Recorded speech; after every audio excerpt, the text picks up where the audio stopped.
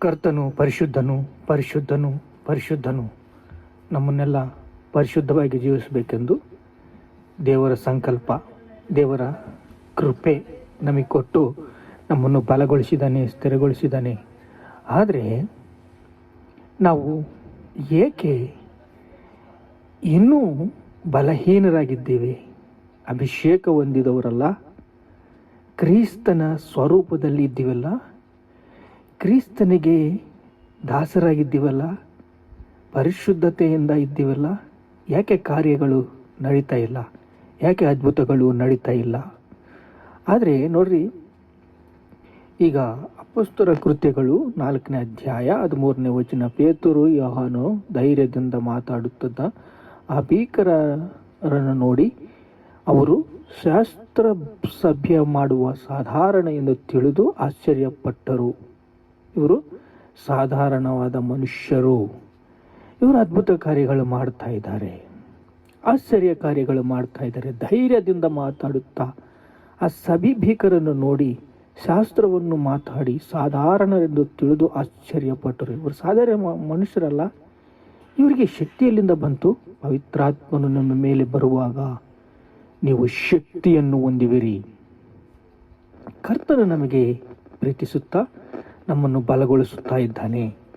ಕರ್ತನು ನಮ್ಮನ್ನು ಪ್ರೀತಿಸಿ ಸ್ಥಿರಗೊಳಿಸ್ತಾ ಇದ್ದಾನೆ. ನೋಡ್ರಿ, ಹೃದಯದಲ್ಲಿರುವ ವಾಂಛೆ ಏನು ಅಂತ ದೇವರು ನಮ್ಮನ್ನು ಪರೀಕ್ಷಿಸ್ತಾನೆ. ಪರೀಕ್ಷೆಯಿಂದ ನಮ್ಮನ್ನು ಒಂದೊಂದು ಮೆಟ್ಟು ಹತ್ತಿಸುತ್ತಾನೆ. ಇವರು ಸಾಧಾರಣರೆಂದು ತಿಳಿದು, ಆದರೆ ಇಂದಿನ ದಿವಸ ನಾವು ಸಾಧಾರಣ ಮನುಷ್ಯರು. ರಾಜ್ಯವು, ಶಕ್ತಿಯು, ಬಲವು ಕ್ರಿಸ್ತನದಾಯಿತು. ನಾವು ಸಾಧಾರಣವಾದ ಮನುಷ್ಯರಲ್ಲ. ಮತ್ತು ಅದ್ಭುತಗಳು ಏಕೆ ನಡೀತಾ ಇಲ್ಲ? ಆಶ್ಚರ್ಯಕರ ಕಾರ್ಯಗಳು ಯಾಕೆ ನಡೀತಾ ಇಲ್ಲ? ದೇವರು ಸಮಯ ಕೊಟ್ಟಿದ್ದಾನೆ. ಪ್ರತಿ ಕೆಲಸಕ್ಕೂ ಸಮಯ. ಅದ್ಭುತ ಕಾರ್ಯಗಳನ್ನು ನಡೆಸಿರಿ, ಆಶ್ಚರ್ಯ ಕಾರ್ಯಗಳನ್ನು ನಡೆಸಿರಿ ಅಂತಂದು ದೇವರು ನಿಮ್ಮ ಸಂಗಡ ಇರ್ತೀನಿ ಅಂತಂದು ಮತ್ತೆಯ ಸುವಾರ್ತೆ 20ನೇ ಅಧ್ಯಾಯ 28ನೇ ಅಧ್ಯಾಯ 20ನೇ ವಚನದಲ್ಲಿರುತ್ತೆ. ನಾನು ನಿಮ್ಮ ಸಂಗಡ ಇರ್ತೀನಿ. ತೆಗೆಯೋಣ ಸಲ ನೋಡ್ರಿ, ಅಪೊಸ್ತಲರ ಕೃತ್ಯಗಳು 20ನೇ ಅಧ್ಯಾಯ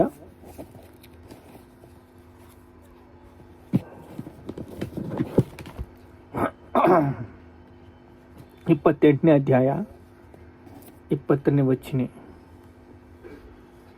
ನಿಮಗೆ ಆಜ್ಞಾಪಿಸಿದ್ದೆಲ್ಲ ಕಾಪಾಡಿಕೊಳ್ಳುವುದಕ್ಕೆ ಅವರಿಗೆ ಉಪದೇಶ ಮಾಡಿರಿ.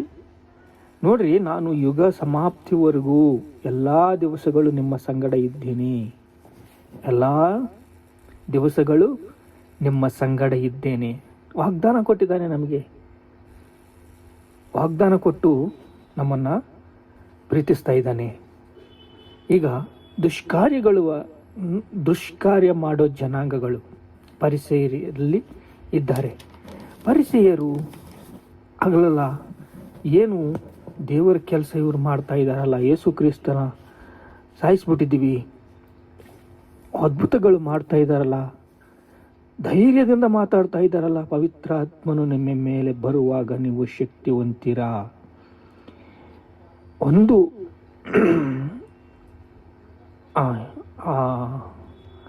ಯೋಹಾನು ಬರೆದ ಪತ್ರಿಕೆ ಅಪೊಸ್ತಲರ ಕೃತ್ಯಗಳು 2ನೇ ಅಧ್ಯಾಯ 2ನೇ ವಚನದಲ್ಲಿ ನೋಡ್ರಿ. 2ನೇ ಅಧ್ಯಾಯ 2ನೇ ವಚನ. ಪಂಚಶತದ ದಿನದ ಹಬ್ಬದು ಬಂದಾಗ ಎಲ್ಲರೂ ಒಂದೇ ಮನಸ್ಸಿನಿಂದ ಒಂದೇ ಸ್ಥಳದಲ್ಲಿ ಬಿರುಗಾಳಿ ಎಂಬ ಪಕ್ಕನೆ ಆಕಾಶದೊಳಗಿಂದ ಒಂದು ಶಬ್ದ ಉಂಟಾಯಿತು.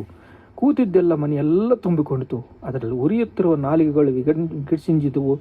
ಹಾಗೆ ಅವರಿಗೆ ಕಾಣಿಸಿದ ಅವರಲ್ಲಿ ಒಬ್ಬೊಬ್ಬರ ಮೇಲೆ ಒಂದೊಂದು ಕೂತಾಗಿ, ಆಗ ಅವರೆಲ್ಲರೂ ಪವಿತ್ರಾತ್ಮ ಭರಿತರಾಗಿ ಆ ಆತ್ಮ ತಮಗೆ ನುಡಿದ ಶಕ್ತಿಯನ್ನು ಕೊಡುವ ಪ್ರಕಾರ ಬೇರೆ ಬೇರೆ ಭಾಷೆಗಳಿಂದ ಮಾತಾಡುತ್ತಾ ಪ್ರಾರಂಭಿಸಿದರು. ಆತ್ಮ ಪ್ರತ್ಯಕ್ಷತೆ. ಆತ್ಮ ಅವರ ಮೇಲೆ ಬಂದಾಗ ಅವರು ಪವಿತ್ರಾತ್ಮ ಭರಿತರಾಗಿದ್ದಾರೆ. ಆಕಾಶದೊಳಗಲ್ಲಿರುವ ಎಲ್ಲ ದೇಶಗಳಿಂದ ಬಂದು ಸದ್ಭಕ್ತರಾಗಿ ಯೆಹೂದ್ಯರ ಮೇಲೆ ವಾಸ ಮಾಡಿದ್ದರು. ಪ್ರಪಂಚದಲ್ಲಿ ಎಲ್ಲ ಭಾಷೆಗಳಿಂದ ಬಂದು ಅವರು ಮಾತಾಡ್ತಾ ಇದ್ದಾರೆ. ದೇವರಿಗೆ ಶಕ್ತಿ ಇದೆ, ಅದು ಮನುಷ್ಯರಿಂದ ತಿಳಿಸ್ತಾರೆ. ಸೈತಾನನಿಗೆ ಶಕ್ತಿ ಇದೆ, ಅವನ ಮನುಷ್ಯರು ಇದ್ದಾರೆ. ಅವನಿಗೆ ಯಾರ್ಯಾರು ದೇವರಿಗೆ ಇಷ್ಟವಿಲ್ಲದವರು ಆರಿಸಿಕೊಂಡು ಅವ್ರ ಮೇಲೆ ದಾಳಿ ಮಾಡ್ತಾನೆ. ಈಗ ಪವಿತ್ರಾತ್ಮನು ಕೂಡಿದ ಮನುಷ್ಯರೆಲ್ಲರ ಮೇಲೆ ಬಂತು. ಆಗ ಎಲ್ಲರೂ ಪವಿತ್ರಾತ್ಮ ಭರಿತರಾಗಿ ಆತ್ಮ ತಮಗೆ ನುಡಿಯುವ ಶಕ್ತಿ ಕೊಡುವ ಪ್ರಕಾರ, ಬೇರೆ ಬೇರೆ ಕೊಡುವ ಪ್ರಕಾರ ಅವರು ಭಾಷೆಗಳಿಂದ ಮಾಡುತ್ತಾ, ಕನ್ನಡ ಮಾಡ್ತಾ ಇದ್ದಾರೆ, ತೆಲುಗು ಮಾಡ್ತಾ ಇದ್ದಾರೆ, ಹಿಂದಿ, ತಮಿಳ್, ಕೇರಳ ಎಲ್ಲ ಭಾಷೆಗಳಿಂದ ಅವರು ಮಾತಾಡಿ ಪ್ರಾರ್ಥನೆ ಮಾಡ್ತಾ ಇದ್ದಾರೆ. ಆಗ ಮಾಡಿದಾಗ ಅವರೆಲ್ಲರೂ ದೇವರ ಮೇಲೆ ಗೌರವ ಕೊಟ್ಟು 120 ಜನ ಅಭಿಷೇಕವನ್ನು ಹೊಂದಿ ದೇವರ ಕೊಡುವ ಬಾಧ್ಯನನ್ನು ಸ್ವೀಕರಿಸಿದರು. ನೋಡ್ರಿ, ರೋಮಪತ್ರಿಕೆ 8ನೇ ಅಧ್ಯಾಯ 17ನೇ ವಚನ ನೋಡಿದರೆ, ಅಪ್ಪ ತಂದೆ ಅಂತ ಕೂಗ್ತಾ ಇದ್ದಾವೆ. ನಾವು ದೇವರ ಮಕ್ಕಳಾಗಿದ್ದಾವೆ. ನಾವು ದೇವರಿಗೆ ಬಾಧ್ಯರು, ವಾರಸತ್ವದಿಂದ ಬಾಧ್ಯರು. ಪಾಪ ಮರಣಗಳಿಂದ ಬಿಡಿಸಿದ್ದಾನೆ, ದೇವರ ಮಕ್ಕಳಾಗಿ ಮಾಡಿದ್ದಾನೆ. ಅಪ್ಪ ತಂದೆ ಅಂತ ಕೂಗ್ತಾ ಇದ್ದೇವೆ. ನಾವು ದೇವರಿಗೆ ಬಾಧ್ಯರು. ದೇವರು ನಮಗೆ ನಮ್ಮ ಹೃದಯದಲ್ಲಿಟ್ಟಿರುವ ಆತ್ಮ ಅಷ್ಟು ಶಕ್ತಿ ಉಂಟದ್ದಾಯಿತು. ಒಂದೊಂದು ಆತ್ಮ ಒಬ್ಬೊಬ್ಬರ ಮೇಲೆ ಕೂತಾಗ, ಪವಿತ್ರಾತ್ಮನು ಅಭಿಷೇಕದಿಂದ ಕೂತಾಗ ಅವರೆಲ್ಲರೂ ಪವಿತ್ರಾತ್ಮ 2ನೇ ಅಧ್ಯಾಯ ಅಪೊಸ್ತಲರ ಕೃತ್ಯಗಳು 2ನೇ ವಚನ, ಉರಿಯುತ್ತಿರುವ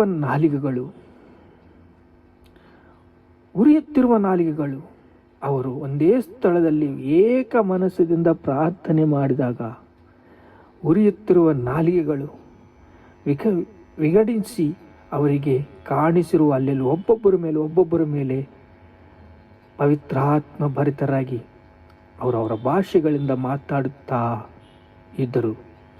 ನೋಡಿ, ನಾವು ಪ್ರತಿಯೊಬ್ಬರೂ ನಮ್ಮ ಮೇಲೆ ಹುಟ್ಟಿದ ಭಾಷೆ ಇವರು ಮಾತಾಡುತ್ತಾ ಇದ್ದಾರೆ ಅಂತಂದು ಆಶ್ಚರ್ಯಪಟ್ಟರು. ಅವರು ಆಶ್ಚರ್ಯಪಡ್ತಾ ಇದ್ದಾರೆ. ಅವರು ಆಶ್ಚರ್ಯಪಟ್ಟು, ಪವಿತ್ರಾತ್ಮನು ನಮ್ಮ ಮೇಲೆ ಬರುವಾಗ ನಾವು ಶಕ್ತಿಯನ್ನು ಹೊಂದ್ತೀವಿ. ಕಡೇ ದಿವಸದಲ್ಲಿ ಇದ್ದೇವೆ. ನಾವು ಈಗ ಕಡೇ ದಿವಸದಲ್ಲಿದ್ದೇವೆ. 2ನೇ ಅಧ್ಯಾಯ ಅಪೊಸ್ತಲರ ಕೃತ್ಯಗಳು 17ನೇ ವಚನ, ಮನುಷ್ಯರೆಲ್ಲರ ಮೇಲೆ ನನ್ನ ಆತ್ಮವನ್ನು ಸುರಿಸಿದನು, ನಿಮ್ಮಲ್ಲಿ ಸಂಗಡ ಹರಿಸುವನು. ಪ್ರವಾದಿಸುವರು, ಯೌವನಸ್ಥರು ದಿವ್ಯ ದರ್ಶನ ನೋಡ್ತಾರೆ. ಮನುಷ್ಯರೆಲ್ಲರ ಮೇಲೆ ನನ್ನ ಆತ್ಮವನ್ನು ಸುರಿಸುತ್ತೇನೆ. ಶತ್ರು ಬಲದ ಮೇಲೆ ನಿಮಗೆ ಬಲ ಕೊಟ್ಟಿದ್ದಾನೆ. ಶತ್ರು ಬಲದ ಮೇಲೆ ನಿಮಗೆ ಬಲ ಕೊಟ್ಟಿದ್ದಾನೆ. ಪವಿತ್ರಾತ್ಮನು ನಿಮ್ಮ ಮೇಲೆ ಬರುವಾಗ 120 ಮಂದಿ ಬಂದರು, ಪವಿತ್ರಾತ್ಮನಿಂದ ತುಂಬಿಕೊಂಡ್ರು. ಪವಿತ್ರಾತ್ಮ ನಿಮ್ಮ ಮೇಲೆ ಬರುವಾಗ ನೀವು ಶಕ್ತಿ ಹೊಂದ್ತೀರಾ, ನೀವು ಆಶ್ಚರ್ಯ ಕಾರ್ಯಗಳು ಮಾಡ್ತೀರಾ, ದೇವರ ದರ್ಶನ ನೋಡ್ತೀರಾ, ಪ್ರವಾದಿಸ್ತೀರಾ, ಯೌವನರಿಗೆ ದಿವ್ಯ ದರ್ಶನ ಬರ್ತವೆ. ಮನುಷ್ಯರೆಲ್ಲರ ಮೇಲೆ ನನ್ನ ಆತ್ಮ ಸುರಿಸುತ್ತೇನೆ, ಪವಿತ್ರಾತ್ಮ ಭರಿತರಾಗಿರ್ರಿ ಅಂತ ಪವಿತ್ರಾತ್ಮ ವರವು 3,000 ಜನ ಶಿಷ್ಯರ ಮಂಡಳಿ ಸೇರಿಸಿದ್ದು.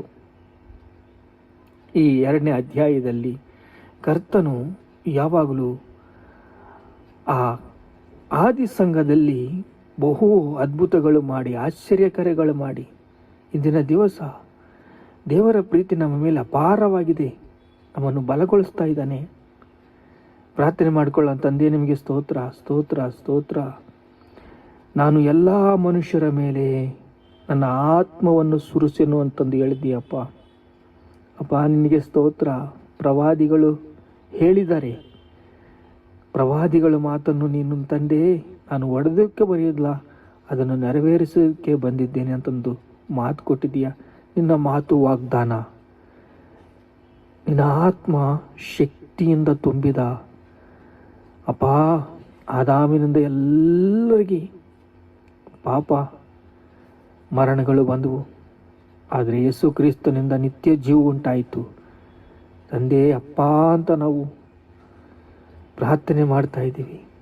ನಮ್ಮ ಹೃದಯದಲ್ಲಿ ಪವಿತ್ರಾತ್ಮನು ಬರುವಾಗ ನಾವು ಶಕ್ತಿಯನ್ನು ಹೊಂದ್ತೀವಿ, ದೇವರ ಕಾರ್ಯಗಳು ಮಾಡ್ತೀವಿ, ಶೂರ ಕಾರ್ಯಗಳು ಮಾಡ್ತೀವಿ. ಒಂದೇ ಮನಸ್ಸಿನಿಂದ ಪ್ರಾರ್ಥಿಸೋಣ, ಪ್ರಾರ್ಥನೆ ಮಾಡೋಣ, ಆಶ್ಚರ್ಯ ಕಾರ್ಯಗಳು ಮಾಡೋಣ, ಅದ್ಭುತ ಕಾರ್ಯಗಳು ಮಾಡೋಣ, ದೇವರಿಗೆ ಸ್ತುತಿ ಮಾಡೋಣ, ದೇವರ ಆಶ್ಚರ್ಯ ಕಾರ್ಯಗಳು ನೋಡೋಣ, ತಂದೆ ಸಾಕ್ಷಿ ನೋಡೋಣ, ಅದ್ಭುತಗಳು ನೋಡೋಣ. ಅಪ್ಪ ನಿನಗೆ ಸ್ತೋತ್ರ ಸ್ತೋತ್ರ ಸ್ತೋತ್ರ, ಘನತೆ ಮಹಿಮೆ ಪ್ರಭಾವಗಳು ನಿಮಗೆ ಚೆಲ್ಲಿಸ್ತಾ ಇದ್ದೀವಿ ತಂದೆ. ಆಮೇನ್.